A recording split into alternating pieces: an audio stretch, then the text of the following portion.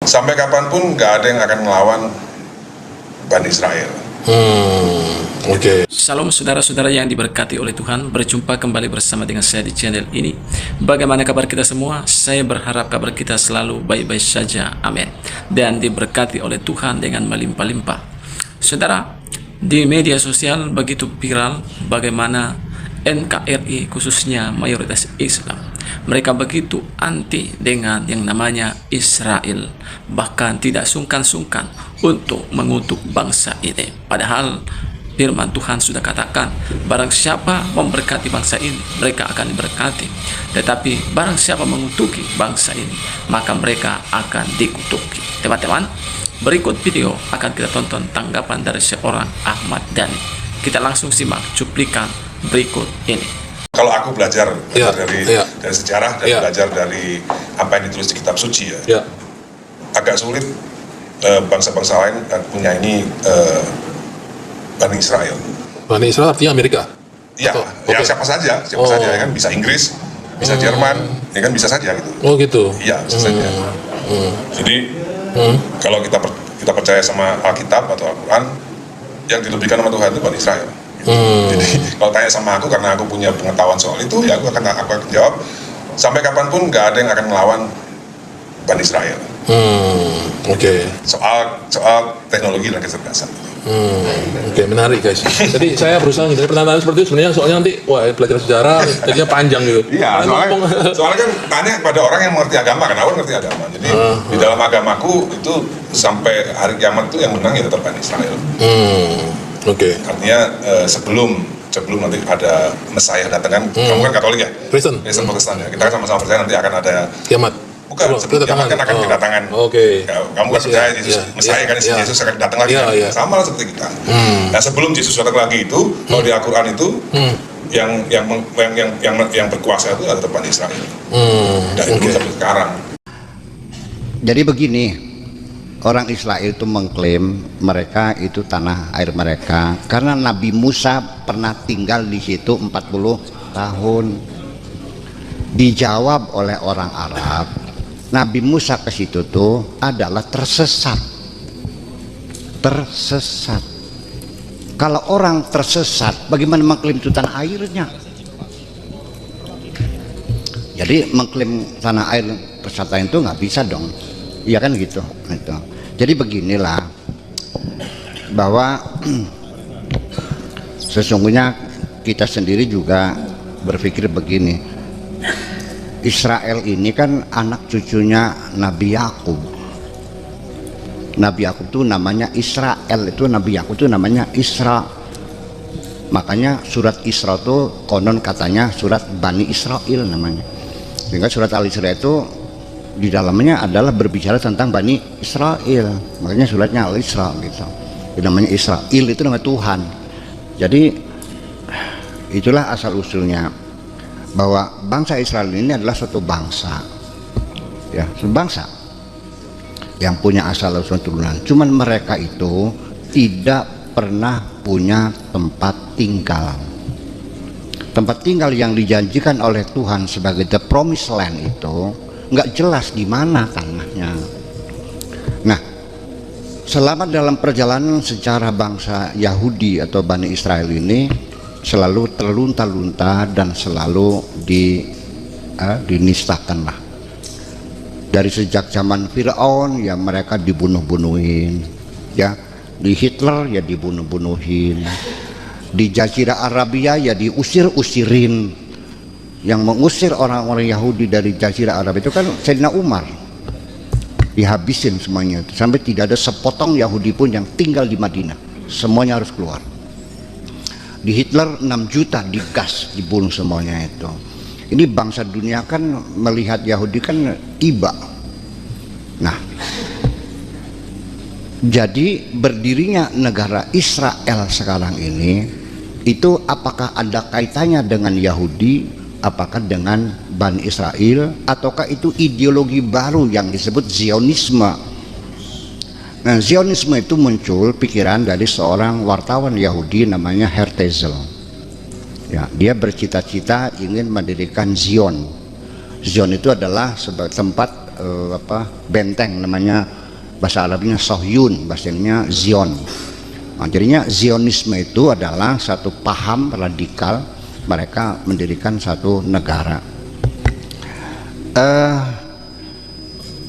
Waktu itu negara Arab terbagi, ada yang dijajah Perancis, ada yang dijajah Inggris. Yang dijajah Perancis itu bagian Afrika Utara, ini ceritanya jadi panjang ya, seperti Maroko, Aljazair, Tunisia itu nih. Tapi yang lainnya sampai Irak semua itu, sampai Saudi Arabia, Yaman, semua jajahan Inggris.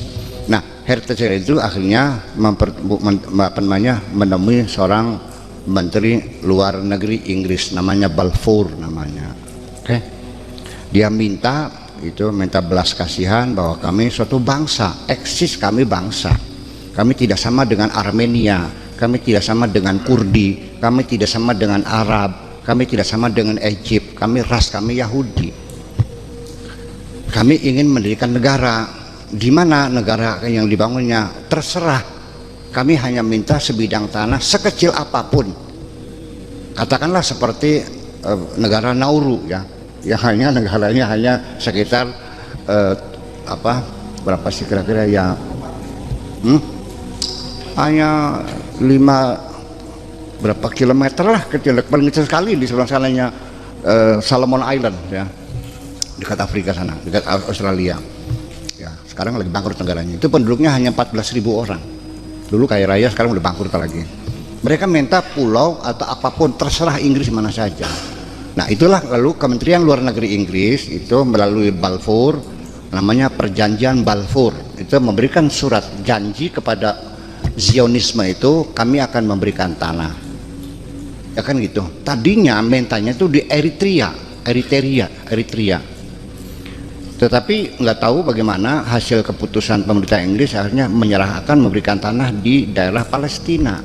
Karena di situ ada cikal bakal ada kaitan sejarah, yaitu adanya Haikal Sulaiman, sinagog Sulaiman juga di situ, kerajaan Daud juga di situ. Nah maka akhirnya diberilah sepotong tanah yang hanya berapa ribu hektar lah, hanya Tel Aviv sekitarnya itu. Sekarang menjadi besar itu mereka beli dari rakyat Palestina, beli. Saya mengerti beli, tapi kan ada tekanan politik karena waktu itu kan masih dijajah oleh Inggris. Kayak kita zaman dulu kan dibeli katakan, tapi kan dibeli sewenang-wenang kan, betul nggak? Gitu. Oke, beli sampai sekarang menjadi Palestina. Nah begitu dapat ini, mulailah bergerak mereka mencari dana, karena orang Yahudi itu jadi orang-orang kaya di Amerika, di mana-mana. Nah makanya seorang pencari dana itu namanya Golda Meir.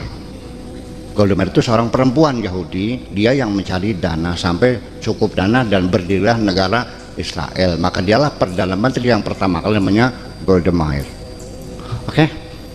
Nah jadi sekarang persoalannya, setelah Inggris pergi, menjadi persoalan berikutnya. Negara Palestina pun belum ada, etnis ada, tinggal di situ. Disitulah dua berdampingan. Dunia menghendaki negara itu sama-sama adanya equality, bahwa Palestina negara merdeka, Yahudi Israel juga negara merdeka. Tetapi kan Israel juga kan tidak nyaman ada negara Palestina yang ada di sampingnya, sedangkan tanahnya kan terkotak-kotak menjadi susah kan, ada bagian sana masuk bagian sini, kayak Berlin Barat, Berlin Timur, adanya di mana kan gitu. Nah sebetulnya resolusi PBB itu sudah ratusan, lebih dari 290 resolusi PBB mengatur berdirinya negara Palestina itu, tapi sampai sekarang menjadi persoalan. Lalu di mana yang kalah dalam perangnya? Israel melawan Arab, 21 negara melawan 1 negara, sampai sekarang belum pernah menang Arab itu. Kapan menangnya? Dan negara Israel itu, ini negara ajaib. Ini seperti sudah ada payung pertahanan, tidak mungkin ada pesawat luar bisa masuk Israel. Ya, nggak mungkin. Karena itu mereka sudah ada payungnya. Tidak akan mungkin ada pesawat siapapun bisa masuk. Rudal nggak bakal masuk. Ya, jadi sangat kuat sekali. Dan Anda salah mengatakan Israel berfoya-foya korupsi, nggak ada. Israel itu negara demokrasi sekali, gimana sembarangan lagi. Iya, salah paham. Jadi levelnya berbeda. Jadi sekarang mah orang Palestina pengennya Israel dibubarin, berdiri Palestina, yang nggak bisa dong. Ini de facto di sini negara sudah, Israel sudah mendapat pengakuan PBB, Palestina pun sebagai pengakuan sebagai hak otonomi sementara. Nah, perundingan ini masih terus macet, belum pernah selesai. Tapi nantinya sih inginnya dunia itu ya sudah, Israel negara merdeka, Palestina juga negara merdeka. Yang jadi masalah kesulitan itu sikap negara Arab yang ganda, itu persoalannya.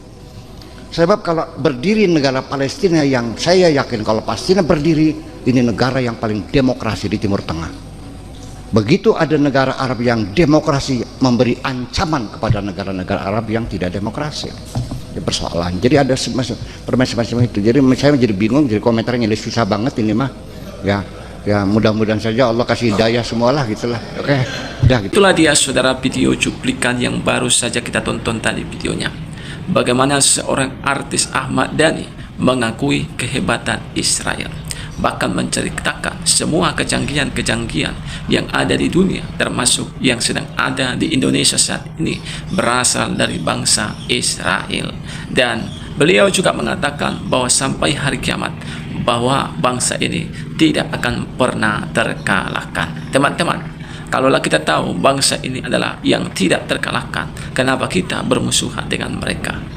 Lebih baik kita berkawan dan juga mengadakan hubungan diplomatik dengan bangsa ini, supaya kita boleh belajar dengan mereka, sehingga negara kita ini menjadi negara yang maju dan negara yang makin diberkati dan akan menuju kepada Indonesia emas yang sering diharapkan oleh negara Kesatuan Republik Indonesia. Teman-teman, apa yang menjadi komentar saudara terhadap video ini? Silahkan isi di kolom komentar yang memberkati dan komentar yang bijak. Tuhan memberkati kita. Salam dan sampai jumpa di video selanjutnya.